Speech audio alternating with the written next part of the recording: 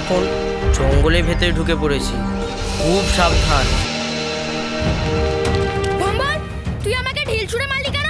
তোর আমাকে ভয় দেখালি কেন? বেশ করেছি। আমিও বেশ করেছি।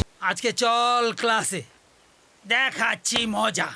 আজ মাস্টার মশাই পড়া করেছিস? আমি তো আর তোর মতন নই যে সব পড়া মনে রাখতে পারবো। সাধু বাবার কাছ থেকে সেই অলৌকিক ক্ষমতা লাভ করেছি। ওই জাদুদণ্ড তুমি কিছুতেই আগলে রাখতে পারবে না। চুপ, তুমি একটাও কথা বলবে না। ঠিক আছে দাদা। আমার তো মাথা কাজ করছে না, কি করব কিচ্ছু বুঝতে পারছি না। বুঝলি ভম্বল, ওই যে ইটভাটাটা দেখছিস, ওটার পরেই জঙ্গল, ওই পথ ধরেই এগোতে হবে। আয়। দেখুন, আপনি এসেছেন তাই ভাবলাম হয়তো কোনো খবর নিয়ে এসেছেন। সেসব কথা থাক, সেটা আমার চাই।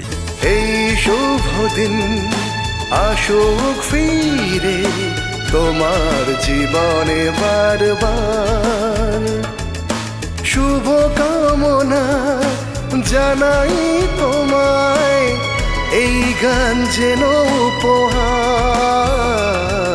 দেখো বাণী, দেখো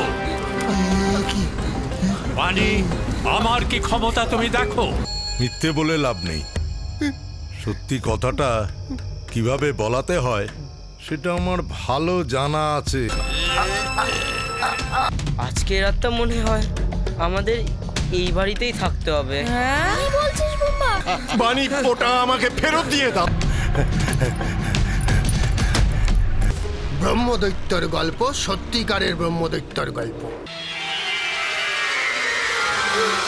আজ থেকে তুমি হলে আমাদের সোনা দাদু।